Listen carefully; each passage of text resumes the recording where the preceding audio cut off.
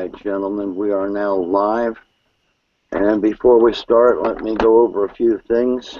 We'll say good evening and welcome to the Beginners Clinic Hangout. And I ask that you follow just a few simple rules. No smoking or drinking alcoholic beverages on camera. Please turn off your camera if you do. Keep it G-rated, no off-color or foul language. Children may be watching, and this is a live show. Please keep your mics muted to stop any background noise or echo. Turn on if you're going to ask questions or make any statements. Thanks to Modeler Man Mike, the YouTube model builders, for allowing us to have these hangouts on this site. And with that said, we'll go back to what we're talking about. Basically, a few questions were asked about the adhesion of foam to foam and foam to your boards and any type of attachments. The number one recommendation by almost every model out there, and Miles will agree with me, is that liquid nails for projects. It is simple to use and is virtually inexpensive, and for a single tube will put a lot of foam together or put a lot of foam onto your tabletop. There are other foam glues that you can buy. Dave just had some there, and it gets pretty cut and pick and expensive if you're going to do a complete layout with it.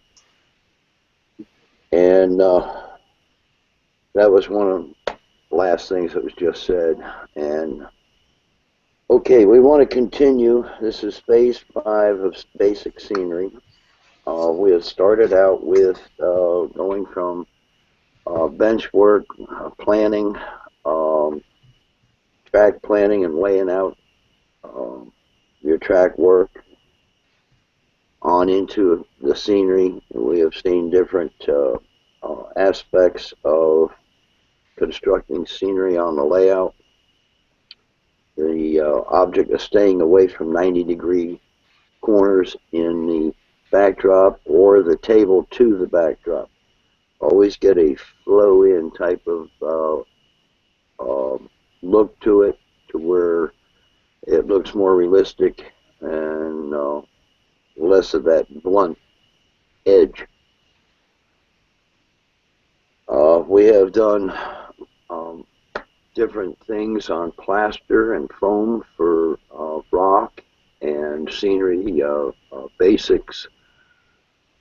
We have discussed the numerous amounts of other things, including the use of mirrors. Tonight, I'd like to conclude with the actual scenery so we can move on to other things. And one of the things tonight is water. What do we use to put water on a layout? There are several products out there. Envirotech seems to be the number one choice amongst, say, the majority of modelers. I myself personally, I don't like it. There are water effects and Woodland Scenics,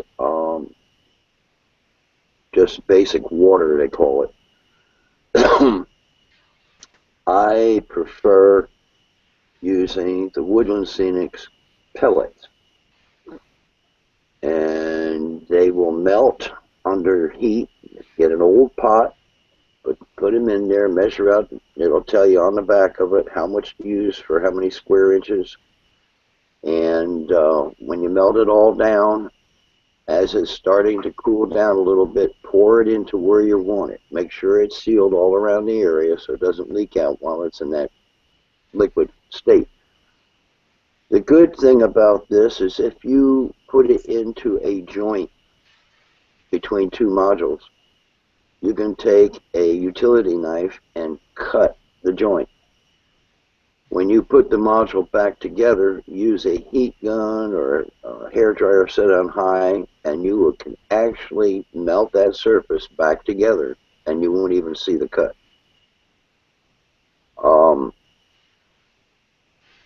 I like it because it's even a cheaper way of going, but it gives you some realistic looking water, and you can pre-color some of it if you want to, getting different depths if you're doing layers.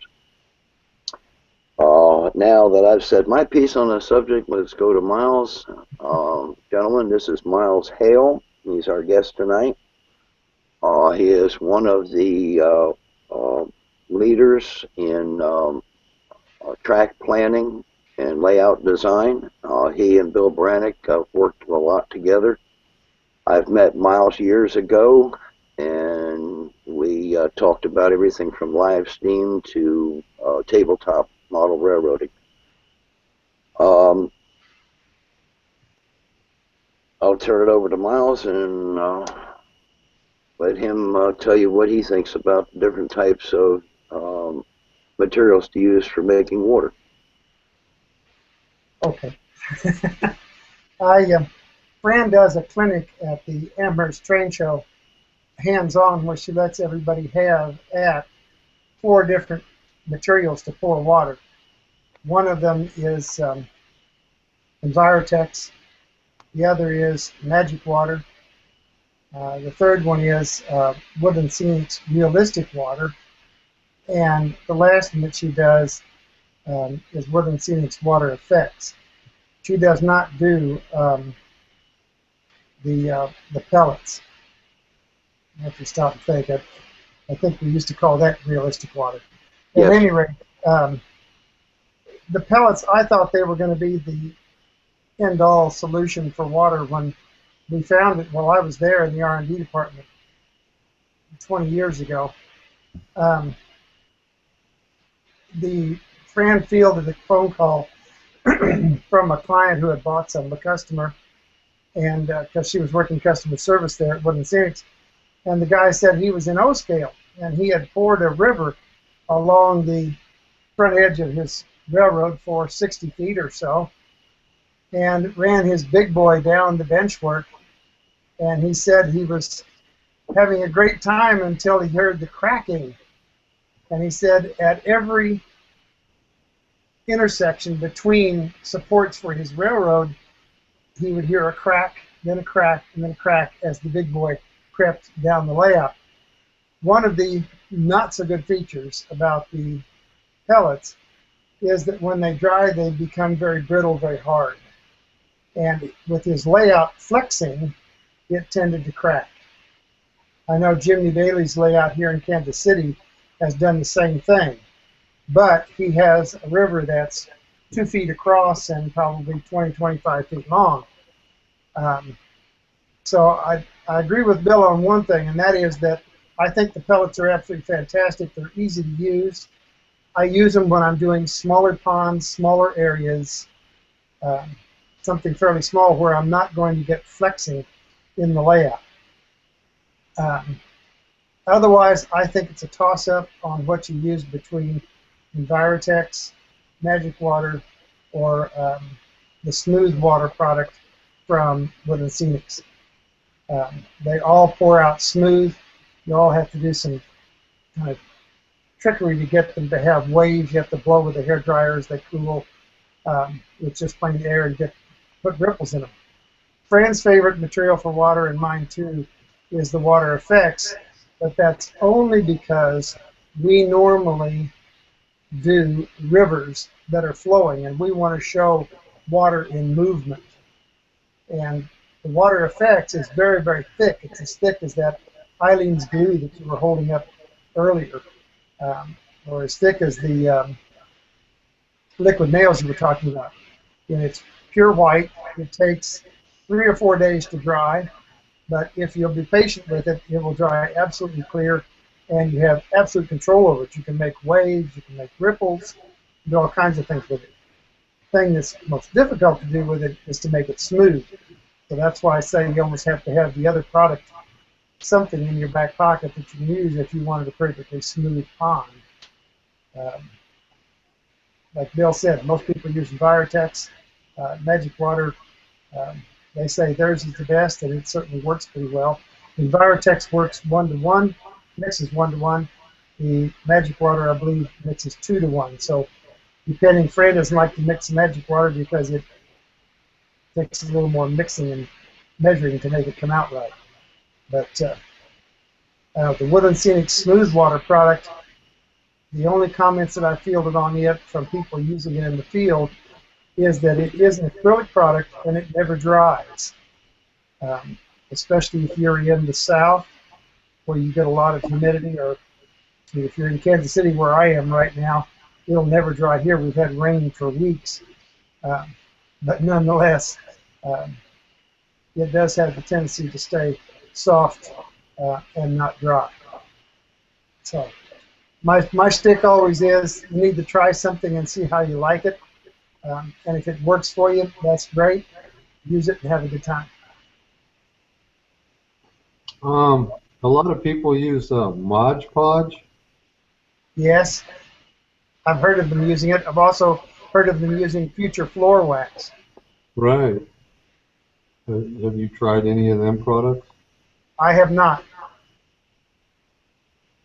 I use I use Mod Podge for forming waves and water effects on top of the bottom layer of either Envirotex or the realistic water, and then you can color that and use the water effects on top of it, which you can give you actual white caps or water motion from a boat or something like that. Right. Now, when you're doing a wave effect, like let's say a fairly large lake, and you got the wind blowing, and it'll throw some waves out there. Not necessarily white cap waves, but waves nonetheless. Now, after you pour your realistic water and let it set, do you apply it before it actually sets, or while it's still soft, so that you can blend it better? I imagine you stipple it with a fairly stiff brush, right? Well, And No, the you wave let effect. your base dry, and then go back with your Mod Podge, and your Mod Podge will actually dry into whatever. Cause if you take and wisp it one way to where it's showing a rise and a wave, it'll dry in that position. It's like a paste kind of a thing. And when it dries, it'll dry clear. And then, of course, you use your water effects to get your whitish color and all into there. Oh, I see. Now, varying the depths. Um, my lake is going to be along cliff edges and stuff, so the whole thing's basically going to be really deep. Maybe an area or two at the most with a beach area, but most of it's going to be right along the cliffs, kind of like Lake Powell or Lake Mead, where you get up in them canyons and it's sandstone that goes right down into the water. It's going to have that kind of a look to it. So I imagine I would have to use a darker color of paint right on the plywood deck first before I would pour anything. correct. And of course, make sure it's sealed before I pour anything so it don't leak down onto the floor. But Right. Yeah, you might even, well, no. You want to be sure that it's sealed, yes. If it's at all possible, you want to avoid pouring any of these products really thick or pouring them into multiple layers. If you can paint the depth and paint the color of the river or pond, you're far better, and then just do a skin coat of whatever you're going to use, no matter what it is. You'll be far better off. now, can you brush the realistic water on, or do you pour it on? I mean, can you do both, or either or? I need to look real quick and see what Woody calls the new, um, uh, I'll say acrylic water. That can be brushed on, and you can brush on the water effects. The pellets, you'd have to put those in the, like Bill said, in the pan and melt them, or if you could keep from setting the layout on fire, and this is a big if, you can't put the pellets out and melt them with the heat gun. But you got to remember that you're putting that 600 degree or 400 degree heat to those pellets out of that gun. And On the rest of your scenery. yeah, any of your substrate is going to get that hot. I tried it a couple times when I had field grass, sticking out of the edge of the pond. And what I wound up with was singed pond grass. I didn't have any green left. It was black and curly. So you want to be careful how you use the heat gun with the pellets. That's a tricky thing to do. The only thing I can add to that is if you think that you're going to have this layout for some time. Gil Freitag down in Houston built his layout, what's got to be 35 years ago now. And he started off with a pond, and he had a guy in a boat fishing. I don't know that that boat is even above water anymore. Because every time he would have an open house, I mean, he had a lot of them. They had several nationals down in Houston. They've had all kinds of regionals. He would come in and do the thinnest, a few thousandths pour of Envirotex on top. And gradually, everything that he had in the pond, of course, went lower and lower as the pond went higher and higher. But that was really the only way with most of those products to keep them clean and shiny and looking like water. Once they get dust, his layout was up in the attic. It was kind of tough to keep things clean, and the only way to do it was to recoat it. So, you need to give some forethought to the fact of how long will the layout last. I mean, I'm 70. If I have a layout for the last 20 years, I'll be lucky, but that's 20 years, and that's a lot of dust collection. Yeah, this is one of the things that was brought up at our NMRA regional convention about resurfacing water after a period of time. And this is where that floor wax. You actually take a rag with like Dawn detergent or something that's not going to gum on you, and you actually wash the water and then dry it. And you can put a clear, thin coat of the future floor wax over top, and it will brighten it back up. Now, the good part about this is if it gets real dusty again, and you use the detergent back over top, it will actually dissolve that layer of your future floor wax. And then you can recoat it again. That way you're not building layers on top and sinking boats.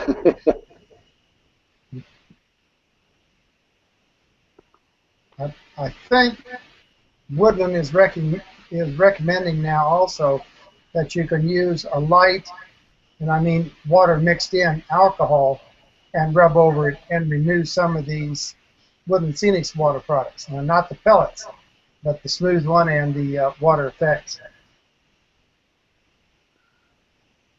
Yeah, we heard that, but you have to be very careful. You don't rub too hard or you'll take the coloring off your water effect. Yeah, I have not tried it, and I don't know that I want to, but that's the recommendation. Yeah.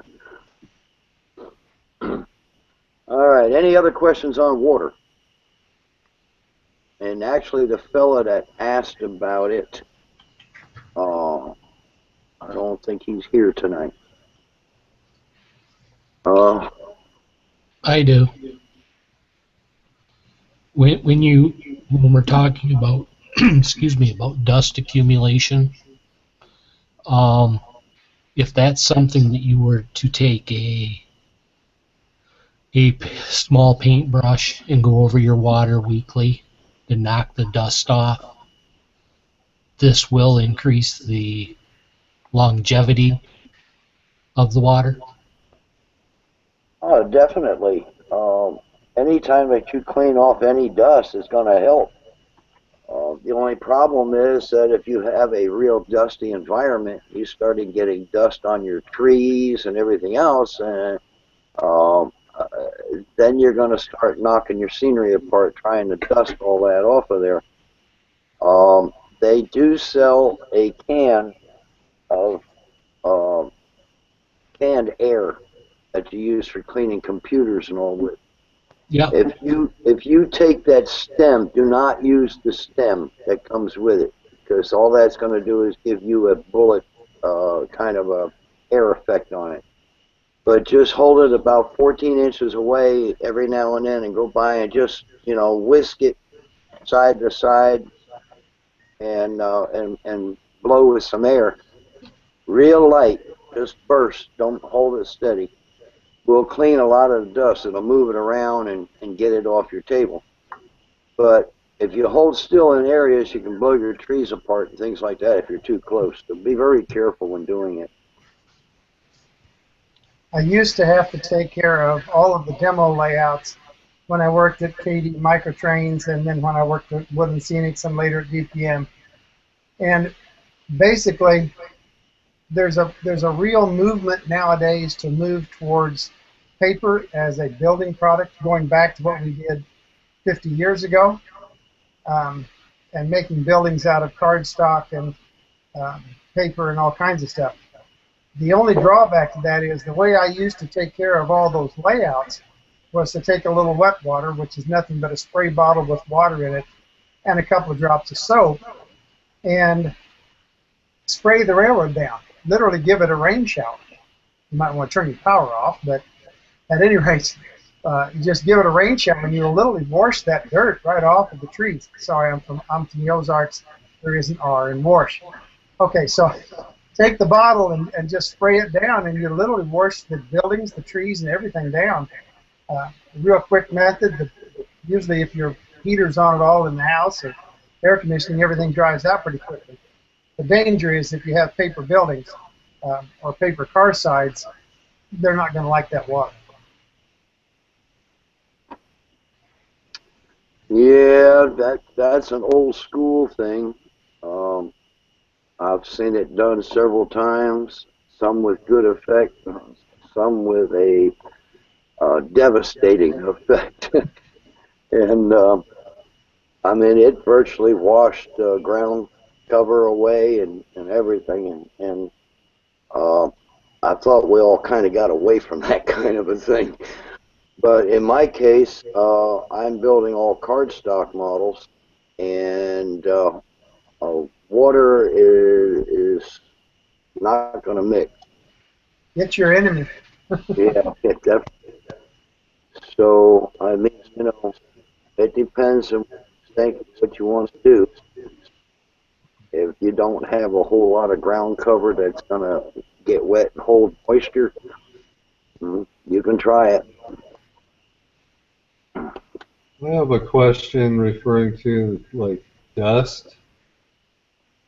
If I'm allowed to screen share something, I want to let you guys. I want to hear what you guys think about something like this. Now, I'll say one thing. There's been a few people who have made what they call micro vacuum cleaners. It hooks onto your shop vac. It has a jar, a mason jar on the bottom, and a siphon line. And it uses a small, maybe quarter-inch round tube going down to it. You can attach a brush to that, and as you're whisking along with your dust, it'll actually suck it up and put it in the jar. But your amount of vacuum that's coming up through that is very little as compared to using the shop vac itself, so you're not going to disturb your scenery. Well, what do you think about what I got shown on the screen there? I have one in my shop. I just don't have it there. I'm thinking about getting one for the trainer in here. They got different sizes too. I'd probably get a bigger one than the one that I'm showing here, but that you can program them to like circulate the air when you're in bed or whatever. But I'm really considering getting one of them to do some dust control in here. I used to own air purifier that was probably about, let's say, 2 foot around, 2 foot tall, and it had a carbon filter and a or not a hazmat, but HEPA filter. a what? HEPA filter. Yes, HEPA filter, and I ran that 24/7, and that worked really well for controlling the amount of dust in a house. And the only problem is I notice you've got a cat and I've got 2 cats. You have to turn it off and monthly clean the carbon filter that's on the outside of the cat hair. But other than that, it did an extremely well job. And the HEPA filter I would take out into the garage and use an air compressor and stick it on the inside of the ring just like you would an air filter on a car and blow it out. And then I only had to replace that like every year.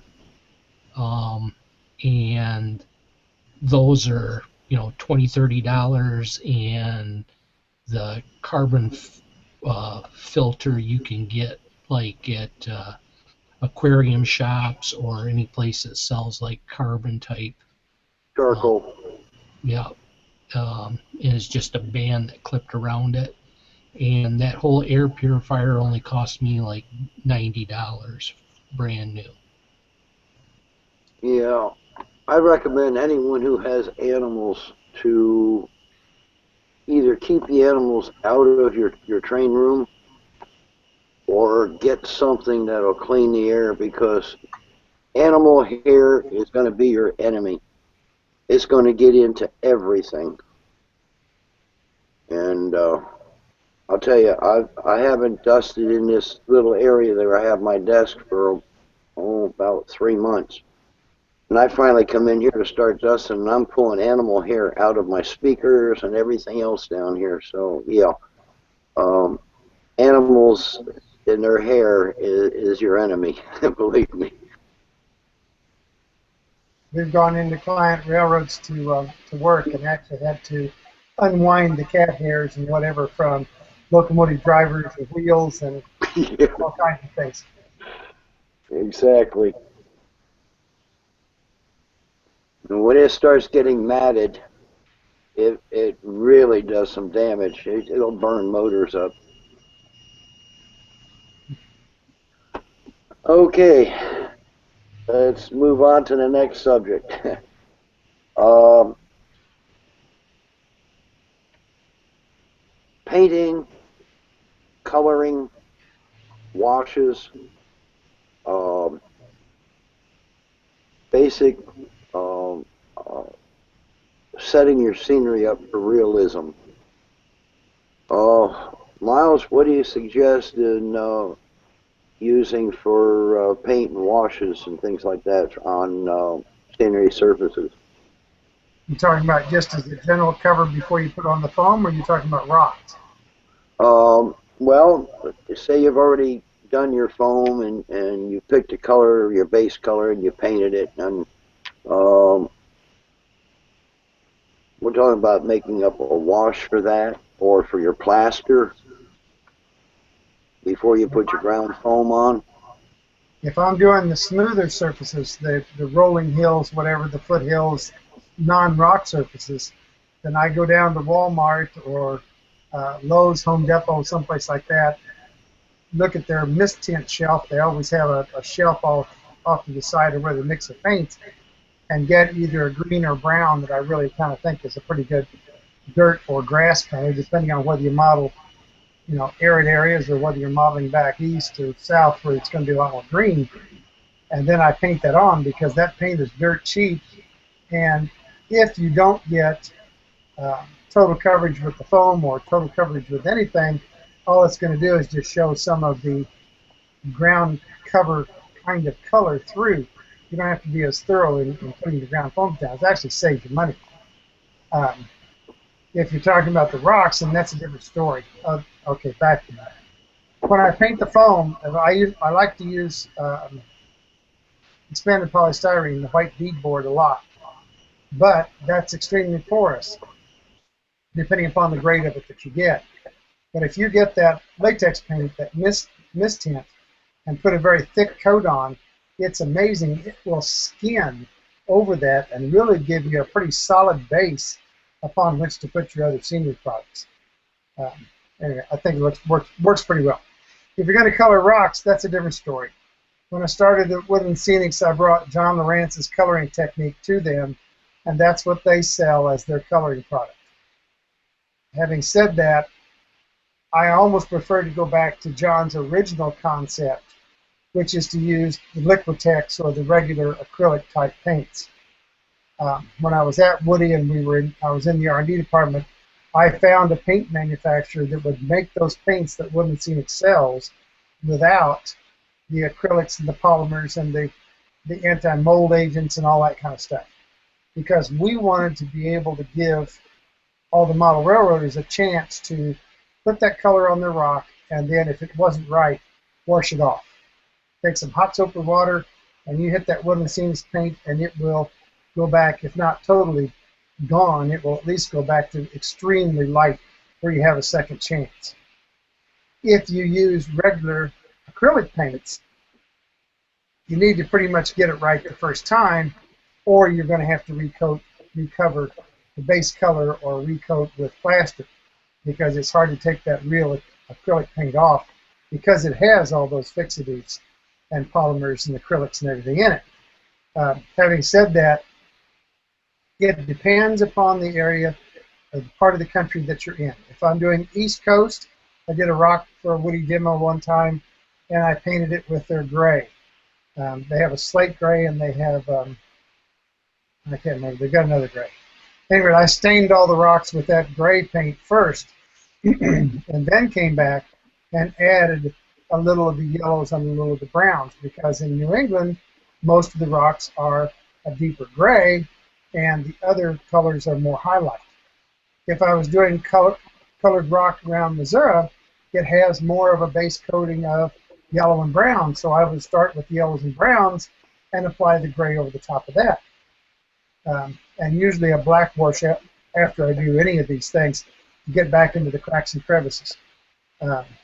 Malcolm Furlow was a partner with another friend of mine when they first started Sheridan Products. And he asked Malcolm, he said, "How do you make your rocks look so great?" And he said, "Well, I put some." And so from then on, Ken always said Malcolm was a put some guy, because he put a little color here, and he put a little here, and he put some there, and he put some there. He's an artist.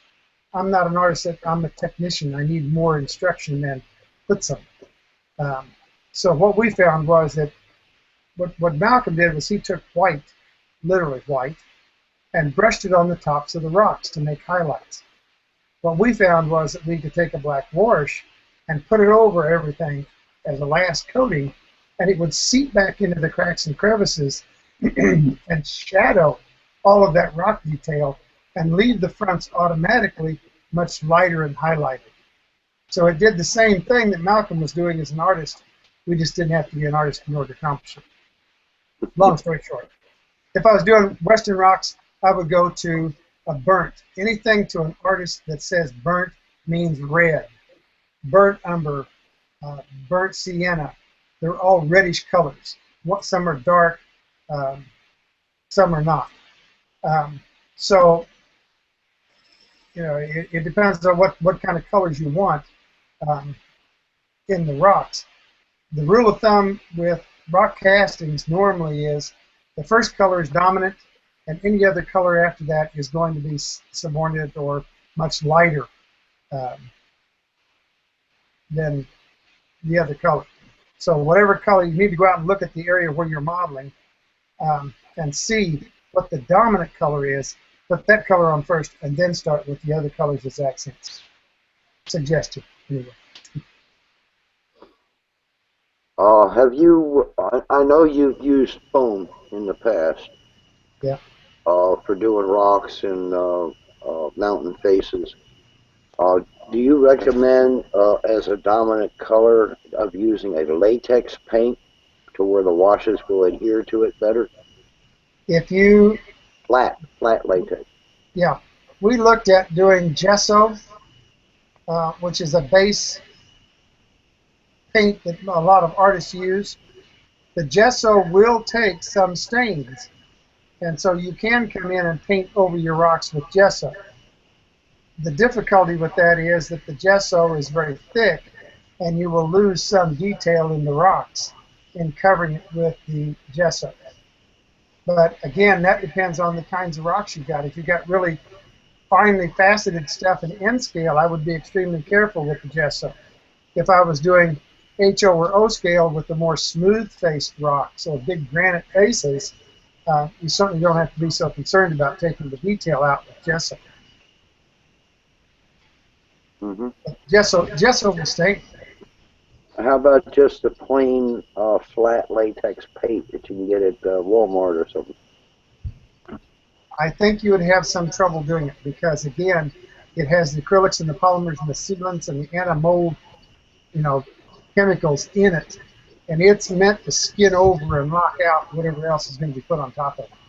I mean, it's made to not fingerprint, handprint, et cetera, et cetera. So it's made to lock out what we want to put on top to make it look better. Does that go for like craft acrylics too? Usually not. Liquitex and those paints are made to be additive and added to. Okay, we were talking about Big E61 earlier. Um, Ethan is an advanced foam modeler. He has taken and made virtually all his mountains and rock surfaces and everything with pink foam. He purchased some medium gray flat latex paint and painted over all the foam as its base coat. And then used this cheap, I've got some here, cheap like 59-cent paints from Walmart, and mixed it with a little bit of alcohol and water mix and a drop of detergent to get a wet water, and used it over top and did a real good job of putting the black up into the cracks and crevices. And it seemed to work for him. That's why I was just asking if you would recommend something like that normally. You put me on the spot. Probably not, because what it sounds like to me is that he has an awful lot of artist in his hands. And those of us who do not consider ourselves to be quite so artistic and inventive might not be able to duplicate his technique as easily. Um, I take the easy way out. Okay, well, let's just say try it. Take a small piece, try it, and see if it works for you. If it does, fine. If not, then try something else. That's right. Whenever we do the Model Railroad University, I always try to have 2 or 3 or 4 master model railroaders there, all of them telling different ways that they accomplish something. And the reason for that is because it's not my technique that's important. It's not Fran's. If Bill's in the class and he's learning, it's Bill's technique that becomes important. And if Bill takes a little of Fran and not much of mine and some of Larry's or whatever and makes it Bill's technique, that's the important thing. If it works for Bill, it was a success.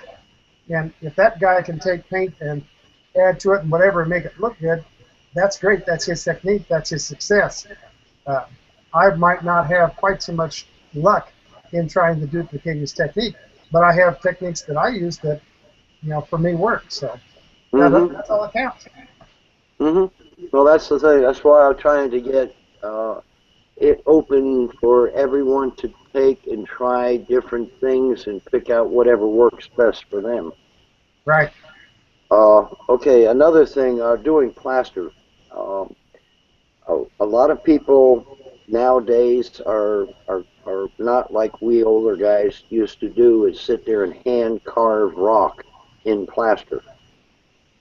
It has become a thing of the past because, like we said again, the artists just aren't available much anymore. But we used to do strata rock and hand carve every bit of it and make it look realistic. Well, nowadays they have the rubber molds, and you make a mold and you fasten it to the plaster surface. What do you suggest in doing the painting or coloring of the rock? Using any kind of paint first, or just using the stains and let the plaster absorb the color? I always like, well, okay. I always have not a fist fight, but we always have an argument when Joel Bragdon and I get together, because Joel, of course, is using rubber molds, but he's using urethane to cast the actual rocks themselves. Mm-hmm. Excuse me, and I like to use plaster. John and I always said the plaster's really good because it's so porous and it absorbs the color. And to us, to our eyes, it looks much more realistic because the color seems to have a depth. It seems to have a penetration similar to what you see in a real rock. It's not a surface applied coloring. I think Joel is using the gesso and then staining it. So he's still getting the penetration, but he's getting it because he's penetrating the gesso and not necessarily the resins that he has cast. But back to the original thing, I have Joel's molds. I probably have 40 or 50 of them, and I love them because they're huge. They're 2 foot by 2 foot. They're 4 foot square each, and that makes for very few cracks and crevices. And we do them 2 different ways.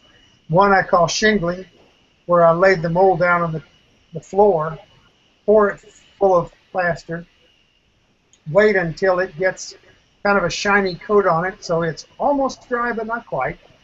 And then we lift it up. I use a big pillow because I found out you can't do it with your hands. Lift it up with a pillow and slip it up against your hard shell. Hold it there until it sets, 20 minutes or so, peel it off, and you can move on to the next one. And what I like to do is plan if I'm going to shingle, and that is to start from the place that's furthest away from the viewer. If you come into your railroad bill and you've got a doorway where you come in, I would go to the area that's the furthest away from that door, put the first mold on, shingling, and then work back towards your door. Mm-hmm. Because that way, every joint that I have is facing away from you. You'd have to go into the room and look back at the door in order to see any joints that might occur.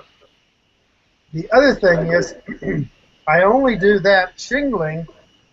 I used to make nothing but floor-to-ceiling railroads for myself, and I like to do them for clients, although not many clients would do it. But all my railroads in the past have been floor-to-ceiling, similar to John Allen. And when I did the shingling, it was the stuff that I did between the layout and the floor. And I started at the floor and worked my way up, again, so those joints were all facing away from me. When I got to the layout itself, then we started doing what John and I kind of coined the phrase bricklaying.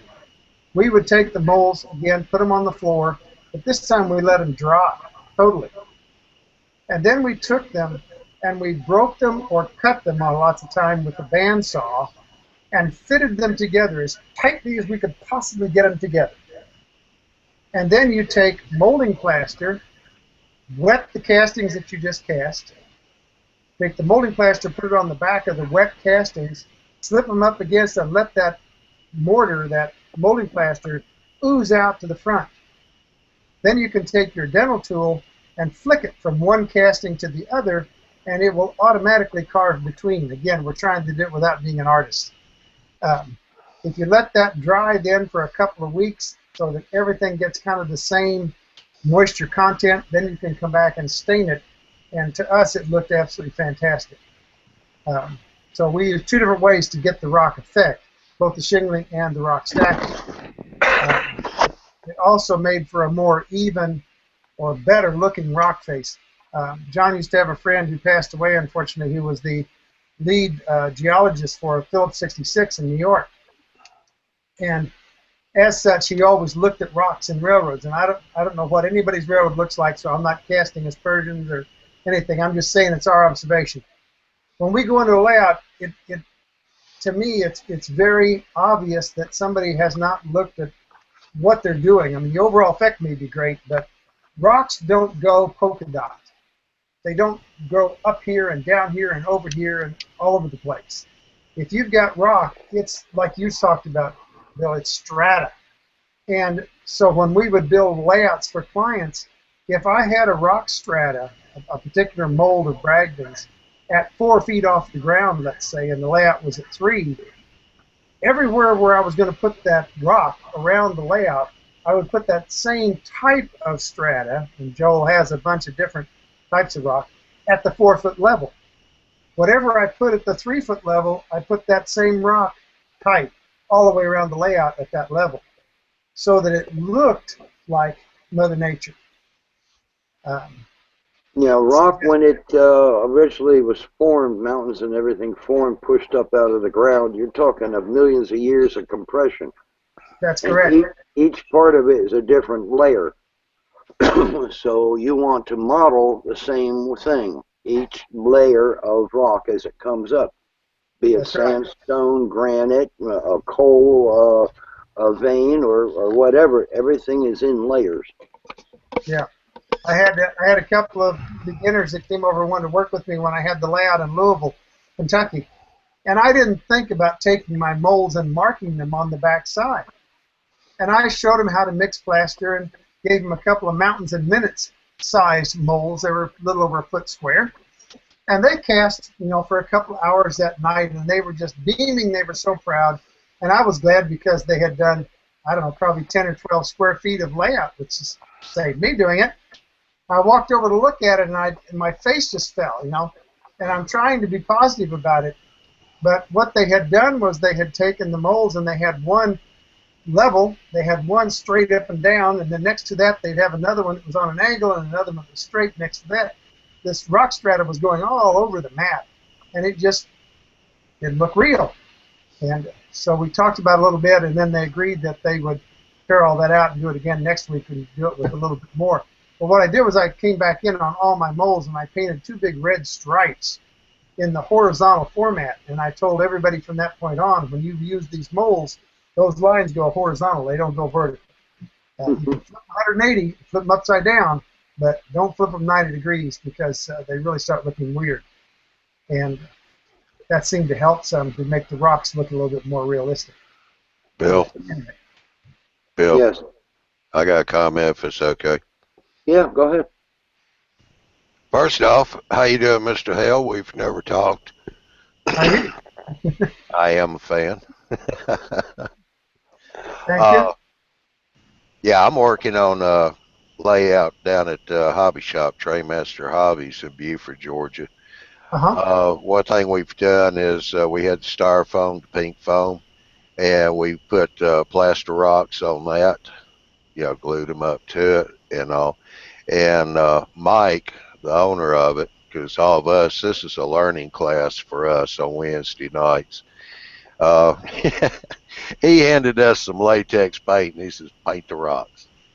And I'm sitting there looking at it, and I'm going, I'm going to hate this, because I've been playing around with plaster rocks and the rubber molds.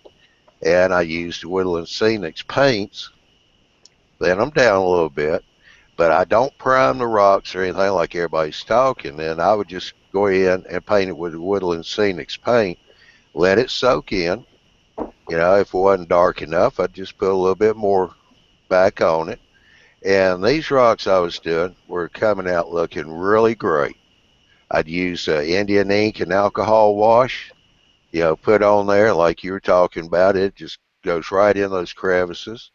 And I've even taken a small brush with the Indian ink and gone back and just hit the crevices. And I got some rocks that really popped. And people that don't have anything to do with trains have been over and they've looked at my rocks. Some of these here asked me, well, where'd I get them out there in the yard? And I said, I didn't. I made those. But I did want to say that I'm not a fan of putting latex paint up and then trying to put a stain on, because using Woodland Scenics, that was not working. If you mix it, to be a wash on top of that latex, it just did not come out right. I won't say on air what it really looked like, but I'm sitting there going, I hate this. I did have to mix the paint a lot thicker, not a wash. Just use it basically as a paint. I did finally get it to work on the latex, but it's a lot harder to get it to work. Uh, if you got the latex, I found using like the paints at Walmart, Platt, Americana, some of those others are cheap ones. Thin them just a little bit and use it as a paint, which, yeah, it looks okay from a distance, but when I get up close to it, I'm not all that happy with it. But yeah, anytime I do any kind of rocks, I don't prime them. I don't put any paint on them. I like to just make my stains up and put them on there, let them soak in, because it really does make it look more like a real rock.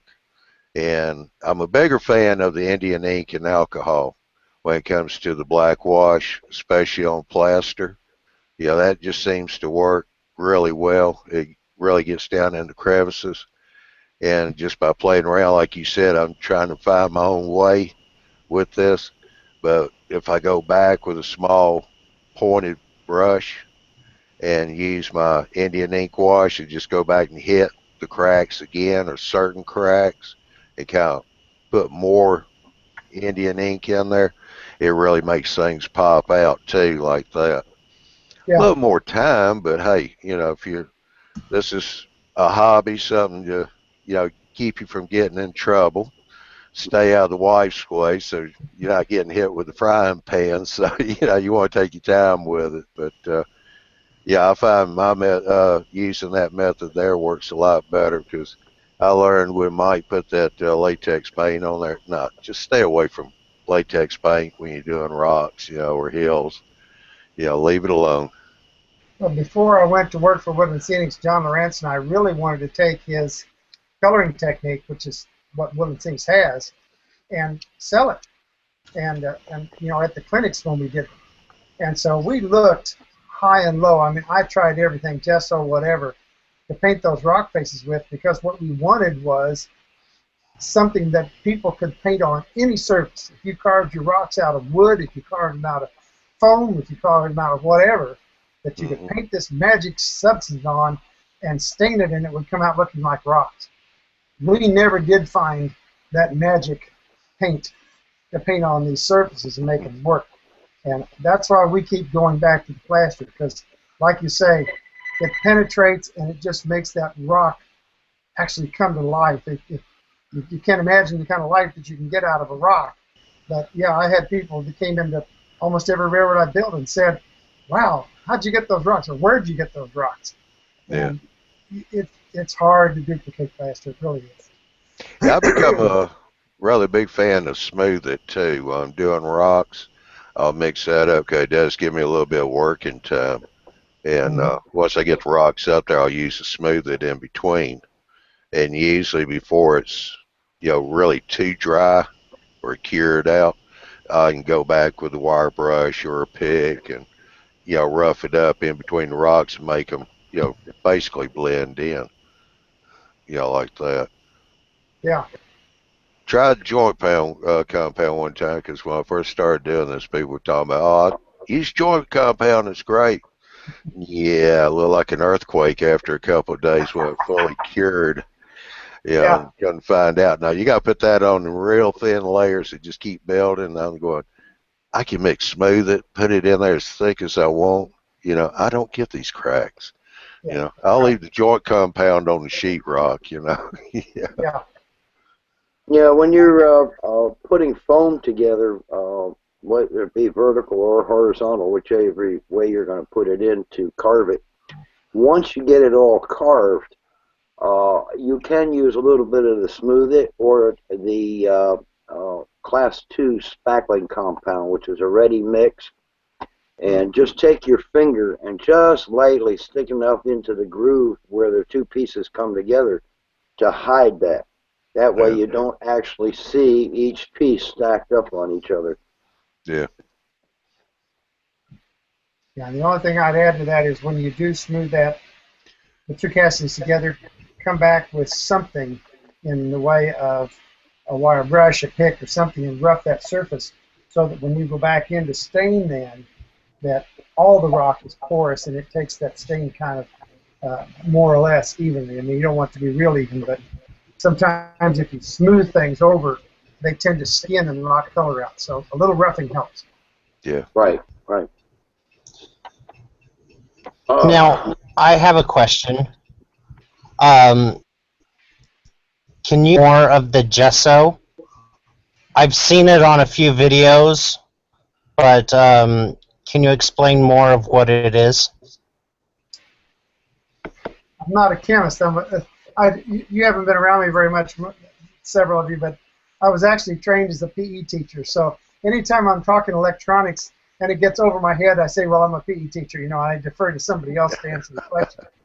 So I'm not a chemist. I defer to being a PE teacher.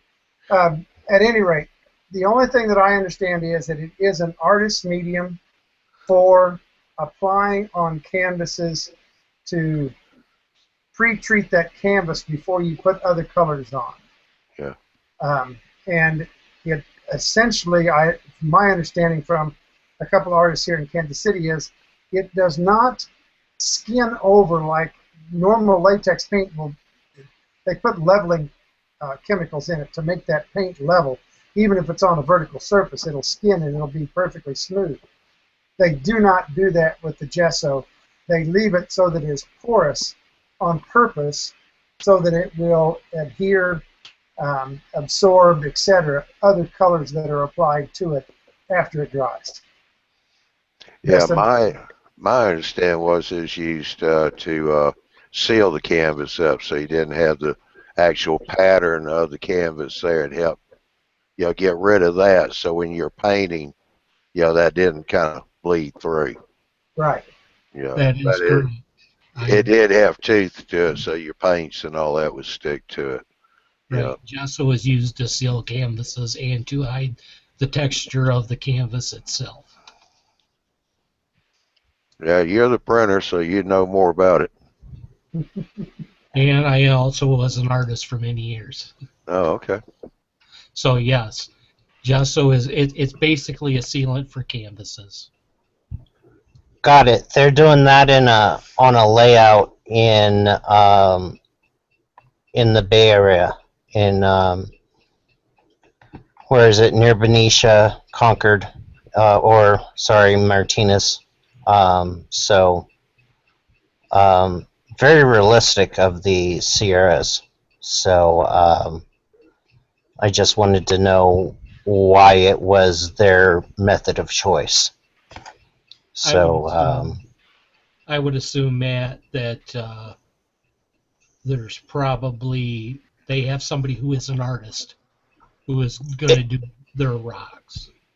yes, and that's exactly what it is. Is they tried several different ways of doing it, and then they found this one guy, and he came in, and it was an artist or train guy, artist of doing different way of doing it, and it's like, yes, we like how you're doing it, and it was with gesso, and that's how he won them over, and it looks pretty pretty good. So they have a two-tier mushroom style layout, and goes from Oakland all the way to Sparks. You guys heard that? So if I remember it, I will. I'll try to look it up and see what the club is, so you guys can go and look at it. And but it's kind of an impressive layout, so I'll have that for you guys later. Okay. All right. The next thing we can move on to is when doing your mountains or hillsides with rock in it and all. To give a 3D effect other than a sheer rock face, Um, what kind of suggestions do you have for landscaping areas on the rocks to put ground foam, trees, or whatever?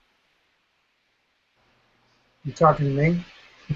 You're talking to Yeah, me. yeah. Uh, well, I'll tell a story on myself because that's, I can always poke fun at myself. I had a layout in Texas, one of the first ones I did, and it was one of the first ones I decided that we were going to do floor to ceiling. So we took a big 4 square 2x2 mold and we layered it up, and it was literally where you walked in the front door. The first thing you saw was this mountain that was 7 feet tall and about 3 feet wide, and you had to walk around that to get to the rest of the layout. And we put all that rock up. It took us, I don't know, probably 3 or 4 nights to get it up. It's where we first learned that we couldn't do rock molds with hands. We had 4 people there with these molds trying to hold up this 2 foot by 2 foot mold, and all of us are alive and we're all breathing. And the thing about plaster is it doesn't like movement as it sets. So we're all standing there, we're all trying to hold this mold in place, and we're all breathing away. And after we got done and the 20 minutes was up, we peeled the rock mold off and all the rocks fell off on the floor. So that's where we found out we had to use a pillow because the big piece of foam would spread out our movement, our breathing, and the mold would stay steady and it could dry. Sidelight. At any rate, so to make it three-dimensional. After we had this whole thing cast, we had found out how to do it. We had this humongous rock, and we all stood back and looked at it and said, that doesn't look like anything. It looks terrible. And the rocks all look pretty good, but it was too much.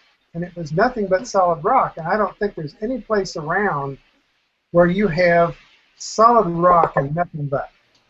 Because Mother Nature clings to every surface that's possible to have life take a start. Every little rock ledge, every crack, every crevices, it catches dirt, it catches seeds, and trees grow literally out of vertical faces all the time. So what we did was we came back in and we used all kinds of little sapling trees, and we blew ground foam onto all the ledges. We literally, with as he was saying, with the fine brush, we painted the glue on all the ledges and then blew the foam on, little dirt color, a little green color, just to make it look like something from Mother Nature was trying to cling to that rock face. And when we got all done, it looked so much better because it wasn't solid gray anymore. It was patches of green here and there, and they were different shapes because they were trees and saplings and whatever. Give a plug to some people that do a real good job. There's JTT, which is out of Vietnam, I believe, and they're distributed by Model Masters. I think, or no, the throttle company. I can't think of it. Anyway, JTT. They make little saplings. There's 100 trees in a package for like $10, and they're nothing but little pieces of wire with foam on the end of them. And you can bend them. You can stick them in the rocks and bend them up just like little sapling trees that are trying to grow. Also, Woodland Scenics makes one that's called, I think, the hedgerow. And we use that because, again, it's real tiny little sapling trees. But anything you can stick on that rock face to give it some depth, to give it some 3D, not only from the ground foam, the green color, but also some actual relief from the trees. The more you can do that, the better. Something to give it depth and life. Right. And a lot on rock faces also, trees will try and find sunlight even though they're growing. So don't make all your trees stand straight up, and get them to lean a little bit. They're going to look for that sunlight. And you'll actually see trees that are bent right off the face of the rocks. Yep. All they want to do is live. Mm-hmm. All they want to do is live. So, okay, we've covered rocks and mountains and trying to get the 3D effect on them, and different ways of coloring them, different types. I bought a bunch of Bragdon's molds, and I love them. They're more flexible than Woodland Scenics. Some of the Woodland Scenic stuff is nice, but 99% of it, you try and take whatever you've cast out of it, it's going to break because the mold is so thick.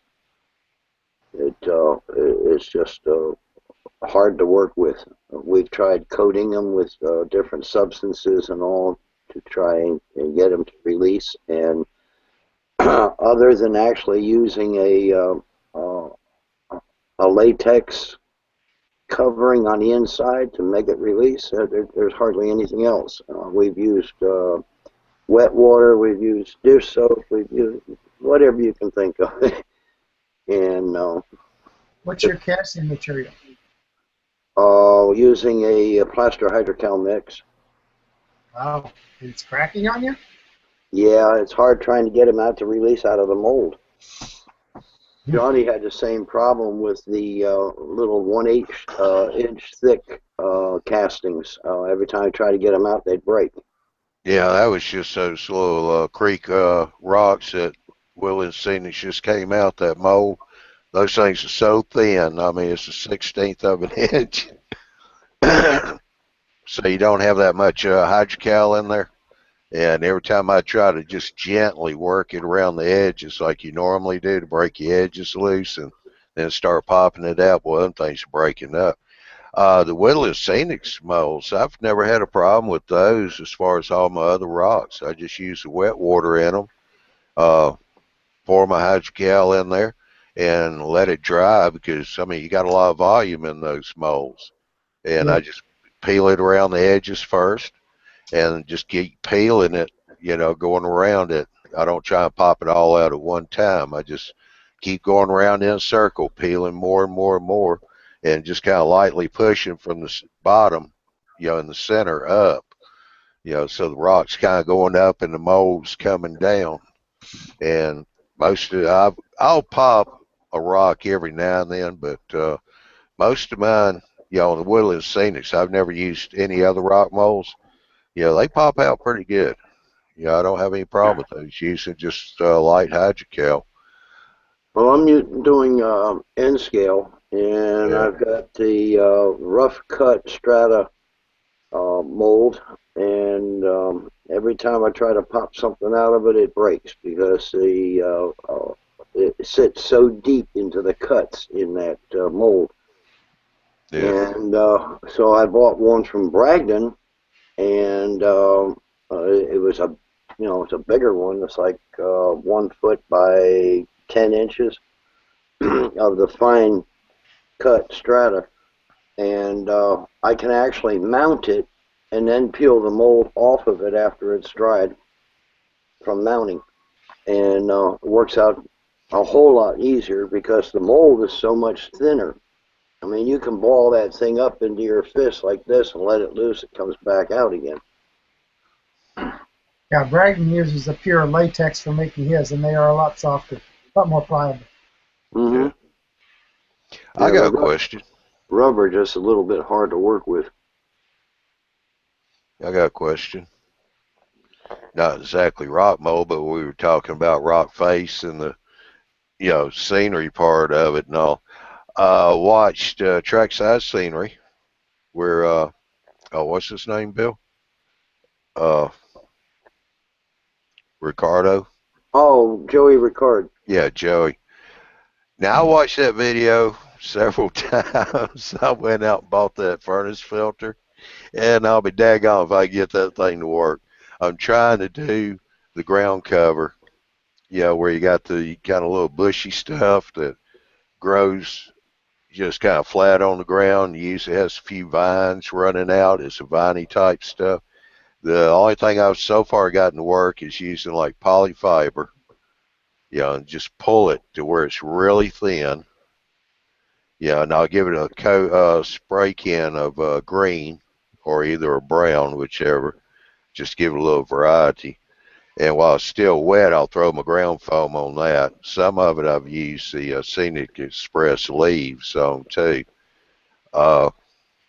is there really a good way? Because by the time I get this stuff done, I can get it pulled out really thin. And I don't think I'm really putting that much ground foam on there. But, I mean, it kind of puffs back up. I wind up with kind of a big mass. And I'll still pull it apart again. Of course, the paint's already made it a lot more stiffer. And I'll keep pulling it apart as a ground cover. I got a few hills I'm doing out there at Trainmaster Hobby Shop. I know I got to be careful when I say Trainmaster. Everybody will think Trainmaster TV or whatever, but I'm doing a hobby shop named Trainmaster. And, I'm having a little problem with that, just trying to make it look a little thinner. You got any kind of suggestions on that? Like out in the wild where you see briars and stuff growing up, how they lay kind of low and all. This is what I'm trying to represent. Kind of like coming off the top of a hill where you got dirt and grass and where it kind of drapes down on the rock. I have not tried the furnace filter, so I can't speak to it. The Wooden Sinks polyfiber, and there's several other. I think Micromark has a similar type of filter on it as well. I think Micromarks even has some brown. But those are just what you're saying. Just keep stretching and stretching and stretching until they're just wisps. And the thinner, the better. Yeah, I've gotten them out there where they were just wisps, because with the aerosol paint can, I'm having to take a bamboo skewer and kind of holding the edge down, because if I don't, and that spray can's still over a foot away, and just doing little shots of paint, it's still wanting to blow it all around. So I've got it stretched out. I don't know if this will help or not, but I tell stories on myself. I went to work there at Wooden Sinks. I was in the R&D department, and I hadn't really done very much with the metal trees. Fran did when she was before I met her, she was a railroader already. But she had a module up in Omaha, and they had to take all their trees off the railroad every time that they moved them. They moved them as flat modules, and then you put all the buildings and the scenery, anything stuck above the ground had to be added back on. And she had terrible experiences with some of those metal trees, because if you've ever used them, you know that you get one bend, two, and it breaks off. And so at any rate, I was experimenting with these metal trees because I wanted to learn about them. And I read the instructions, and it said, stretch out and apply the foliage material to the armature. And I did that, and my tree looked like heck. I mean, it was terrible. And so finally I went to Dwayne Fulton, who was the chief guy in charge there at Woody, and I said, Dwayne, this doesn't look like your trees. And he said, well, you're not doing it right. I said, well, I did it exactly according to instructions. He says, no. He said, you do this. And he took that foliage material and he tore it up. He didn't stretch it out. He tore it up. He took it into little pieces no bigger than my thumb or smaller, and just let them drop on his desk until he had about a half a baseball-sized chunk of just torn pieces laying there.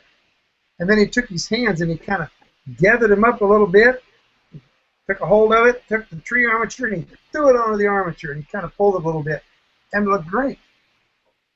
Because it was all disjointed. It wasn't, that flat sheet rag that I was trying to put on. Yeah, uniform. Yeah, so it may help, depending on what kind of look you got. Take that stuff and tear it apart. Don't be afraid to. Whether or not you're using the polyfiber or whether you're using the foliage material, you can tear that stuff up, and it really winds up looking pretty good. Yeah, I got a concrete wall that we're building, because we have an incline on the back side of the table. Runs about 10, 12 feet, full length of it. But I built a concrete wall to hide that, where it raises up off the main level, goes up to the next level. And what I was thinking about doing was I wanted to put some of that on there, like it's growing from behind the wall and it's come up and draped over the wall. Maybe have a few vines on the wall also. I used to love to try and make that look. I mean, I spent too much time in Texas in the South and whatever. Lived in Memphis and Louisville for a while. But you get those dirt outcroppings where the green would be coming down the hillside, and then all of a sudden it broke away, and there was like a slide, and there's nothing but this vertical dirt cliff sitting there, and the grass is overhanging it. And yeah, that's a great effect because you can take the brown and the black ground foams, and if you coat the surface with some glue, put the foams on a piece of paper and blow on it, you can blow that foam against that vertical surface. Then take your grass and just drape it over the front, and it gives it a dynamite look. Mm-hmm. Have you, speaking of the foliage material, have you worked with Silflor? Some, not a lot, but some. What do you think of that? I really like a bunch of their leaf materials. Sorry, I'm thinking about knot. You talking about the tufts? Which It's a Silflor. It's like a horsetail foliage. Yeah, I thought they had several different products. But maybe. What I'm talking about here. It's called Silflor. Yeah. Present that, Bill, so it'd be easier to see. All right, let me present your screen as full screen. Looking at these little small pictures, it's hard to see what it is. Okay, hang on. Okay. It's called Silflor, and it's a foliage material. Yeah, and I don't think I've used it. I was thinking of those tufts. I thought it was Silflor that had the little tufts that you put out, like weed outcroppings. Well, this is another. It's a flake foliage. Uh-huh. Yeah. Not familiar. Okay. I've used it and I like it. It makes beautiful trees. It good brush. It's similar to the knock when it comes to the microflux, but works really nice. Yeah. Now, is that like a mat that you just tear it up? Yeah, and you can cut it in little pieces, like he was saying, and mount it on the branches, or you can take and stretch it out and actually make like vines out of it. Oh, okay. And they also have one that's called a briar patch. Yeah. Yeah, I'm trying to make vines now myself using small twine or heavy sewing thread, putting glue on it, and then dragging it through foam, or I've even used some of the Scenic Express leaves, to make some vines with. I've used thread in the past. The only difference is that you don't coat the whole thread. I knot it about every half inch, and then I put the glue on the knot, and then put the leaf material on it, and it works out that way. Put it on the side of a building, make it look like a climbing ivy. Yeah. Well, our artist at Wood and Scenics did a really cool trick one time.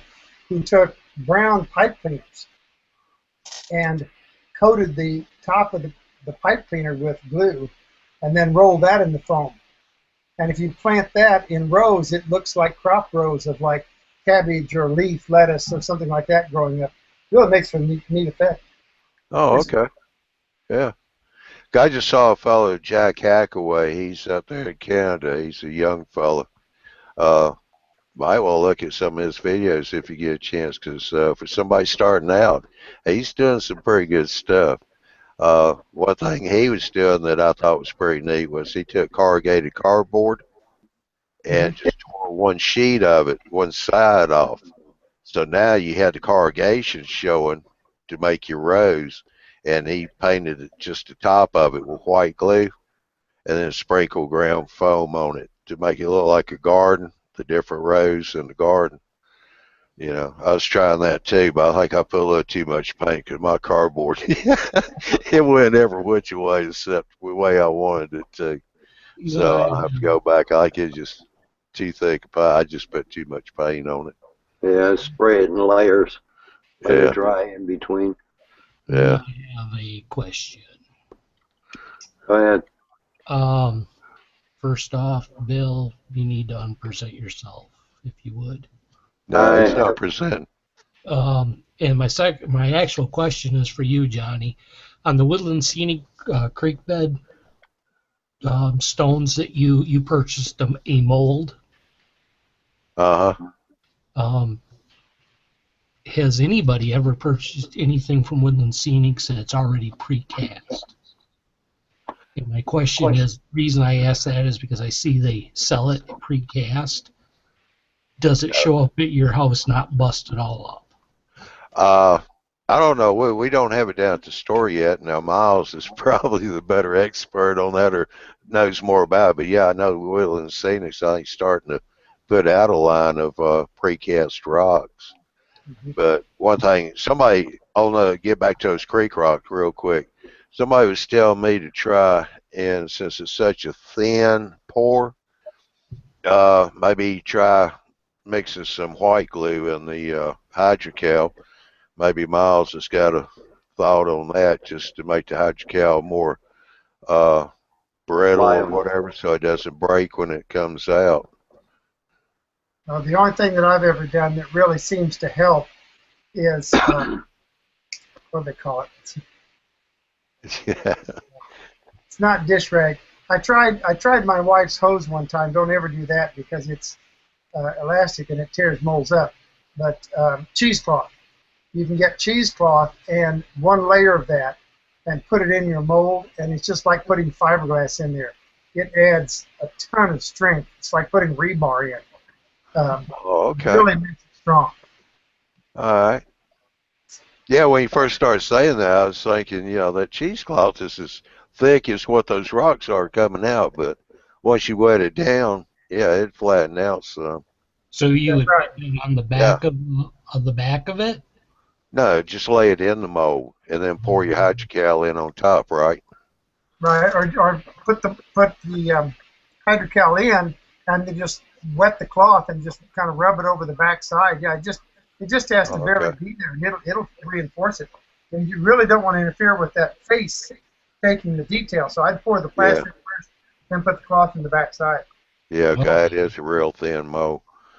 Sorry, I'm not going off too far. I'm just trying to get a catalog up from Woodland Teeth because Yeah. they are making the molds now precast. Their shtick now is that they're interlocked. Back up a little bit. They're interlocked, so you can buy them and you can stack them either vertically or horizontally. They're pre-colored, so you kind of have to like the colors that they come in because they're done. But if you don't, if you're really the non-artist like I'm not, um, there's a way out. They are precast, they are pre-colored, and they do interlock together. You can make them as long as you want or as tall as you want. Well, if that's hydrocal, you should be able to go back over it and repaint it with whatever color then, shouldn't you? I'm not sure. Whenever we do the clinics, we talk about, after we do the colors that you're talking about putting on, then overspraying that with scenic cement to seal it. Because the only disadvantage Oh, to the okay. Woodland Scenics colorants is that they dry, they get lighter and lighter and lighter with each progressive day as it continues. And especially if the only thing I was listening to is you're talking about doing it at the hobby shop. If you're in the hobby shop window where you're getting sun, No, those colors no. are really going to start to fade. So you want to overspray it with that scenic cement because it is the acrylic polymer sealant, etc., that we tried to take out. And you want to coat over that and seal it. Yeah. Okay, yeah, the layout's in the very back of the building. It gets no direct sunlight at all. But we do have fluorescent lights in there and like a couple other incandescent lighting too in Yeah, there. if you could Hey, seal it, see, it'd be a lot better. Sorry, yeah, I'm on the other computer getting my product catalog in. yeah, okay. Uh, I didn't even think about sealing those. Thank you. Yeah, you really want to seal them. I tell everybody in the clinics, once you get them right and you like the color, seal it, and it'll stay that way forever. Okay. Are you sealing it like a like a tester's dull coat or a Rust-Oleum sealant? That's Oh, clear I'm sorry for black? the Woodland Scenics promo, but we're using Woodland Scenic cement to seal. Yeah. Yeah. Gotcha. Okay. In actuality, back to Woodland Scenics and say that I said this because we're still the official demo team, but what you could do is take some matte medium, thin it down, and you could spray that on, and it would do the same thing, but I didn't say that. No. Mm. Gotcha. No, actually, that Woodland Scenics cement is some pretty good stuff. I mean, we've used it there on the layout, and I mean, I do like the fact that I can water it down a little bit if I need to. Yeah, It'll seal in a million sins. I mean, lock them forever. Yeah. Yeah. All right. Miles, is there anything that you could think of, suggestions or whatever for the our beginners here that just kind of a word of wisdom, so to speak, to anyone that's starting out building layouts? Well, I think Daryl Huffman's ending on his emails lately is the best thing. The layout that takes the longest is the one that never gets started. And that was always the saying of Dave Osmond, who actually started and owns Woodland Scenics. You know, the only thing he wanted anybody to do, any mob, was to try it. And not necessarily, I mean, he actually wanted you to buy Woodland Scenics products, of course, but what he wanted you to do was try it and get hooked in the hobby of model railroad. And I think that's the best thing I can say is I don't care whether the system works or not. We've all got to feel our way and find whatever works for us. But break the ice and try it. Yeah. Anything. Work your technique and work it out until it's yours. Real fast, if nobody's noticed, Matt has put the name of that club up in the chat window if somebody wants to go look at it. CMRS Club. That's the one he was talking about earlier there.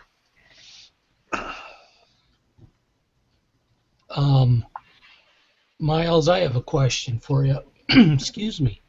I've purchased the Woodland Scenics roadbed, and the store that I got it from did not have any of the Woodland Scenics glue to adhere it to my foam board. Earlier I'd asked you about using a tack cement. Will that work, or should I track down some Woodland Scenics, the tack glue for the roadbed? Well, I have changed my modes now because I retired, so I have a lot more time to railroad than I used to have. It used to be that I had an hour or two in the evenings, and I had to make hay while the sun didn't shine. But nonetheless, there are several ways to put it down.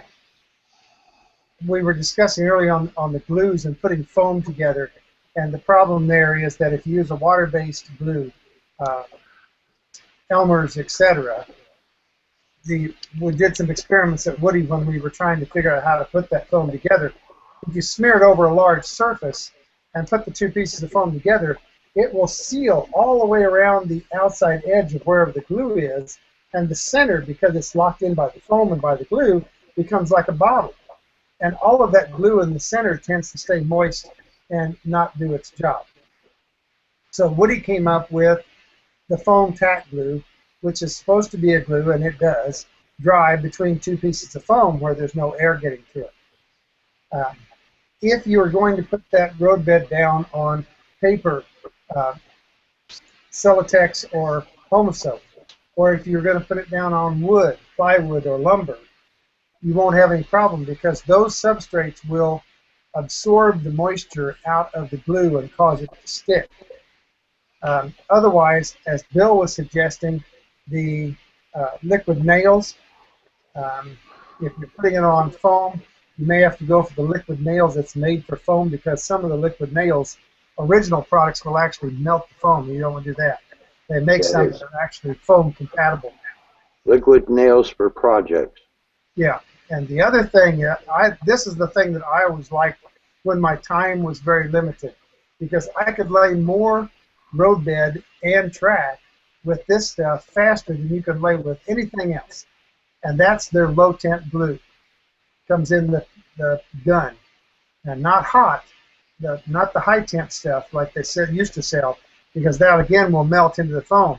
But the low temp, the only trick to that is that you have to always put it on the foam. So if I was putting the foam onto a wooden base, I'd have to put it on the foam first, because that will hold the heat, and then the minute it touches the wood, it's stuck.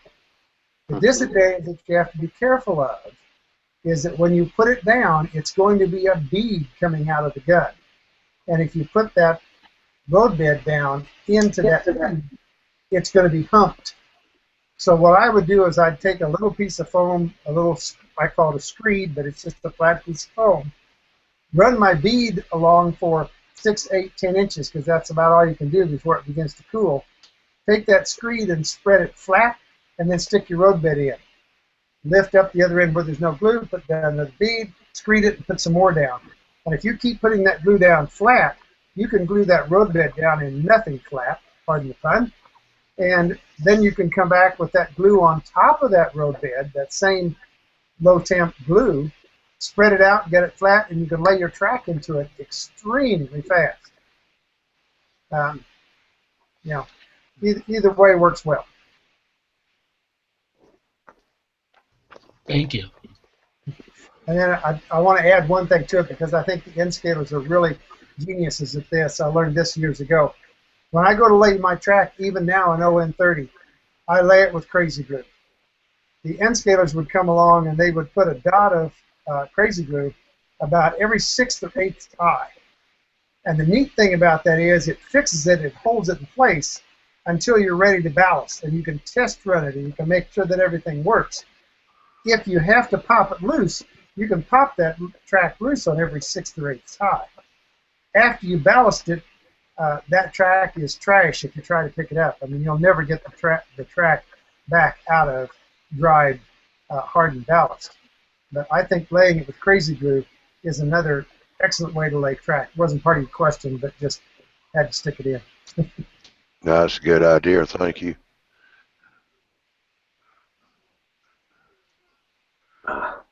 Okay. Is there any other questions on anything?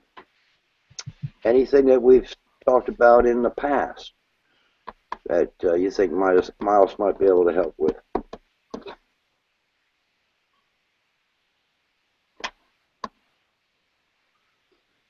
Okay. I ain't got anything right now.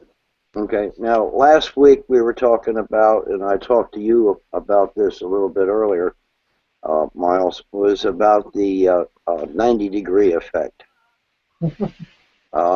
Just go over a few pointers on that. I did an article back in the 80s, I guess it was, on cycloramas. Yeah, mid-80s. At that time, I had a company and I was building TV studios for television production work. And if you've ever seen the announcer standing and it looks like he's standing in front of an infinite background, what he's actually doing is he's standing on the floor of the studio, but where the floor meets that wall, they have taken and curved. I use glue-on plywood, which is a door skin material. Some people even take drywall and wet it and bend it. But the floor has to bend very smoothly into the wall. And then the floor, the curve, and the wall all get painted the same color, and it's lit very evenly. And when the announcer's standing there, you can't tell where the wall is, where the floor is. It looks like he's standing in infinite. So I didn't invent the cyclorama, and I'm not so sure that I invented this either, but what I did was I said, that's a really neat idea. Let's take it and turn it upside down and put it in the railroad room. So that's what I did. All my railroads that I've built go ceiling, then I curve that into the wall, and I curve wall to wall, and I put what's called a compound corner, where two walls and the ceiling all come together. So there are no corners in my room. It's a lot of trouble. It's a great effect because with the producer that I work with on Train Masters, he likes to do this trick. He takes people and he puts them in the corner where there's these three surfaces come together. And he tells them, close your eyes. And you close them for just a minute or two, or a few seconds actually, and you open them up, and all you're seeing is this big blue mass that is surrounding you because you've got blue over your head, you've got blue left and right, and it is amazing. You have no perception of where that wall is. I've seen people reach out, I don't know how often, trying to touch that wall because the human brain perceives distance by shadow line. So all the shadows that you have in your room tell that person how far away something is. If I take that shadow line between the ceiling and the wall or between two walls away, you have no perception of where my background is.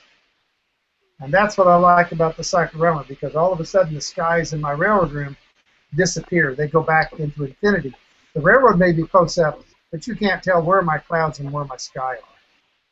Now, would you do that at the bottom of your, so like you're doing a view block, and, you know, it's right there at the, you know, you got the base of the layout and the view block coming straight down on it. Would that work the same if you curved it a little bit, coming down onto the layout? You're talking about it dividing in a peninsula? Yeah, you know, any kind of view block, yeah. View block or backdrop, either one, to get rid of the 90-degree from the table to your backdrop or your view block. Yeah, if you're talking about the scenery meeting the layout, then yes, I try to hide that. You never want to see that scene, excuse me, where the two come together. Bob Brown, that edits the Gazette, does a fantastic thing with fences. Fences are great to hide that joint, excuse me, between the layout and the background. I like to take the scenery and just roll it a little bit out of view so that it looks like the hill's rolling over and the background is behind that. But what I really try to do is avoid any kind of a partition that is a view block. I would rather put buildings or a mountain or something in there as a view block that's natural and not a background that is sky or whatever, because it's hard to hide the sky. You've got a top in view blocks that show, unless you're going to do like Laurel Joyner did and you actually make what I term as a real maze layout. In other words, where I walk into a room that's, say, 30 by 30, and I'm walking in aisles or rooms that are 10 feet. So I go down this 10-foot room that's 25 feet long, I turn right, and I come back along the same back wall. In that case, I can cyclorama curve every one of those ceilings and every one of those walls throughout. But that's a lot of work. Yeah. I've read a lot of articles and all on that where they're talking about, you know, you have a road on your layout and it runs into the back wall, and they're saying never let the road go straight, because then you'll see where the layout stops and the wall starts. You know, you always turn the road, you know, either left or right in there. I've seen a few people that have, you know, had roads that go straight out, and you know, you have to really look to see where that line is because of just the way they have done that. You know, they, like you're talking about, they'd have like trees there or, you know, something like that. Fellow named Sven in Germany, what he did was he put a fuse on the layout in the middle of the road. So that kind of drew your eye there, and your peripheral view was looking at the road that was going up the wall, you know. It kind of gave it a 3D effect that way. Yeah, okay. If you can turn it or take it off at an angle and let it disappear and then come back up on the background, far better. Yeah, 'cause Or a lot of times curve, you'll see, yeah, you'll see vehicles sitting there in the curve, you know, kind of help block it out too. or you can curve your road and put you a mirror there and disguise around the mirror put your little puddle, half of a puddle up there that will reflect through the mirror to make a full puddle and give you a 3D effect that the road keeps on going. Yeah, okay. I can see that, yeah. Yep. Or, again, you were talking about spends. This is another thing that we had discussed in the past was to get, regardless of what you're using in your backdrop, whether it be paper backdrop buildings or whatever, and we're talking about the mind's eye. What the eye sees does not always register with the brain. Put focal points in the front of your layout where your people are standing. Get a focal point out there that brings the mind's eye to that, and everything else, even though you see it, doesn't register as much. It's that background hidden effect. And with focal points, it's I'm a firm believer of it. Sven does it with his road flares. I've seen it done on so many other layouts with an accident scene or digging up a road to have a work crew there fixing a road and all. You're focusing on what's going on in the front of the layout, and you're not absorbing what's in the back. And as long as you try and keep your layout as authentic or realistic as possible, you're going to have a fantastic looking layout. Hey, Miles, about taking your own picture with your camera using it as a background, and that's what I use for my background for my layout. Yeah, that's the last thing that we have tonight to discuss is the fact of what do we use on the backdrop for 3D simulation. I have seen a lot of background companies that everything that they have is like faded out, distant with a fog over the face of it and all. Now, Joey Ricard does photographic panoramic views. Takes 9, 12 shots of something and fuses them all together and makes a beautiful backdrop. Now, this man is, I think, the leader in backdrops. But what do you actually would recommend for someone to use for the difference between mountains, city, and rural areas? What type of a background do you think would be usable for them? You do realize that I'm prejudiced on this one now. Yeah. That's why I'm asking you.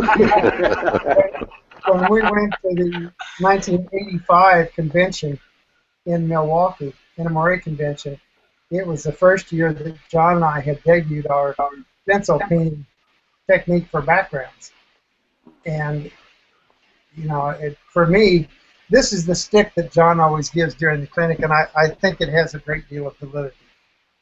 If you have a background where, and most of us do, something may have to happen to that background at some point.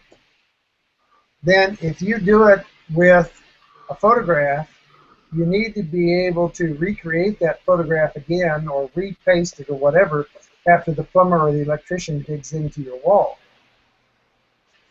And you want to make sure that those photographs don't disappear in some format in the computer that, 10 years from now will be gone and you can't retrieve. The other example that I love that John uses is the favorite technique is to get your wife to paint the background. Now that's a great thing to do if she's an artist. It's not such a great thing to do if she's a really successful artist and dumps you for the other guy who she thinks is a better artist than you are, because then you've lost your background painter. And what do you do in that case? So, like I say, I'm prejudiced. I like to do the stencils because you do it. It's extremely easy. It goes back to what we talked about an hour and a half ago, trying to make these things so they're not artistic talent laden things, because the stencils don't take any talent. You just hold the stencil up there and spray it. You got a cloud. And we came out with stencils that do mountains and do city backgrounds and all that kind of stuff. Having said that, MR says the only thing you need is a blue background. I think that's a little stark. I think you could do a little bit more than just plain blue. But, there are background buildings that you can do. Walters certainly has some. Now, it's really funny. We had Bill Walters in the back of one of our clinics when we first started back there in '85. And John said, yeah, I said, yeah, Walters has got these backgrounds. And that was when they were, yay tall, and they had this flat top, and they had the clouds on the background. They had the buildings printed. John said, you take these things, and you cut off this sky and throw it away, and you got a really neat background to use. And Bill looked at that, and you could see he was not the happiest camper in the clinic. But a year later, lo and behold, Walters comes out with his backgrounds that are already pre-cut, no sky on them. The background warehouse guy sells, I believe, photographic backgrounds that you can get and use. A lot of the companies sell flats where you can glue a flat building onto, or put a flat building in front of your background and give it a three-dimensional look, which I think is good. As a matter of fact, the combination of three-dimensional flats and paste-on photographic backgrounds, either Walters or Background Warehouse or any of the guys that you're talking about to do photographs, I think that's all a good thing to do. And I have actually done that now. I'm not only using my stencils to paint some of that background, but I'm also using the real ones. I think you had a great point when you talked about they're misted, or they look like they're back and they're foggy and they're light and whatever. Excuse me, Bob Clark saw us doing the stencil clinic technique way back when we were first developing it. And he said, what you need to do is you need to make layers, because that's what Mother Nature does. Next time you're out driving in the morning going to work, or you're out driving any place, I don't care where you are in this country, if you've got a view of several miles out, you're on top of the hill and you're looking out over a city, or you're looking out over rolling hills or mountains or whatever, look at it and imagine it in layers, because way back in the background you'll see an almost wiped out area of mountains. Then they'll get a little brighter and a little brighter and a little brighter as you get closer. The buildings in New York City, the really far away ones, will be almost white. Then a little darker, a little more detail, etc. And what Bob said to get that effect is take your white paint, which we were using to spray the clouds. We use any kind of flat white primer. Take that layer that you're going to put on that's going to be the furthest one and put it on, whether or not it's stencils or a photograph or Walters backgrounds or whatever it is. Put it on the background, then take that white paint and very lightly, and now we're talking lightly, get that can back away and barely let a little of that white paint flow onto that. It's going to do two things. It's going to throw that, whatever you put on, into the background, and it's going to lighten the sky just a little bit. Everybody says, well, the sky up high is darker and the sky down lower is lighter. You just started the effect. So now I put the second layer on of whatever I'm going to do, whether it's stencils or photographs or whatever. I glue that on, and I come back again. It's super light, and I spray it. Now I have two layers of white on that first layer. It's gone back a little further, and my next layer just has one layer of white. It's gotten a little closer. And I always say artists do things in threes. So I always try and put a third layer on. And on that layer, again, super light spray of white. Now I have two coats on the back one, three coats on the back one, two coats on the middle, and one on the front. And I've just created that layered look that I see in the mornings when I drive out and I see the hills or the city disappearing off in the distance. Now I can take my real flat or another photograph, put that in the foreground, and I've got all this distance looking out behind those buildings. It makes for a dynamite-looking background behind your layout, and it really adds a great deal of depth to what the viewer is going to see at the back of your railroad. Mm-hmm. Yeah, when you're doing the spraying, you mist it very lightly. Don't actually try and paint it, just mist it. That's right. The lighter, the better. If I can make a comment, you're right, Miles. Artists say everything in odd numbers. 1, 3, 5. Meaning groups of trees, flowers, everything should be in groups of 1, 3, and 5. Even numbers do not look good. Too symmetric. I don't know why the human brain doesn't like even numbers, but it doesn't like even numbers. Well, nature doesn't like even numbers. I got one last comment. All right. I know you're getting time to wind up. Miles, Yes, I sir. know you're a very busy person, but if you do get a little time and just want to poke fun at a few people and have a little good time, come on in and join our hangouts. Okay. I mean, yeah, at first there's going to be a few that'll keep asking you stuff like that, but after a little while, I guarantee you, you just become one of the boys, and we just start poking fun at each other. I mean, we do help each other out, except for Jim in Michigan. Now, that fellow there, I don't know. He's just hopeless sometimes. Hey, Yeah, Jim. they need to slap the crap out of that guy. But yeah, I just Right. wanted to give you an invitation to the hangouts. We do have fun, but we do help each other out too. So, And I have this beginners group every Wednesday. If you want to pop in from time to time and help out a little bit, we sure appreciate it. I'm glad you came in tonight. It is greatly appreciated by all of us here. yes. And Yes. maybe sometime in the near future we can get the families back together and get back to discussing everything from live stream to tabletop. I greatly appreciate the invite. It's been fun. Yeah, I well, greatly appreciate it, Miles. Wealth of information. Thank you. if you're situated to stay put now and not moving around so much, maybe we can make that possible. Are you saying that I've moved a few times? That's an understatement. Only 14 times in the first 11 years I was married to Fran. Yeah, no. All right. Once again, Miles, we all appreciate it. We thank you very much for being here. This is for the benefit of all the fellows that are just starting out, or even fellows who have layouts and would like to gather a little extra information. We're always open for anybody to come in and watch or join the panel and get in on it and listen to what has to be said. I don't think I have steered anyone wrong yet. If I don't intend to. I have always told you from the beginning that it is your layout.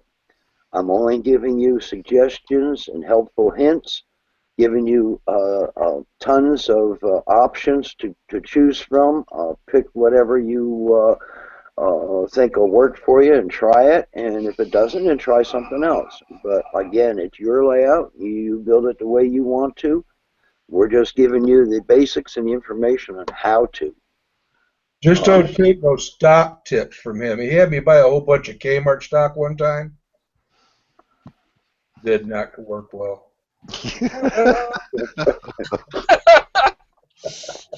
So any of you that want to hang out and turn this into a regular hangout, you may all do so.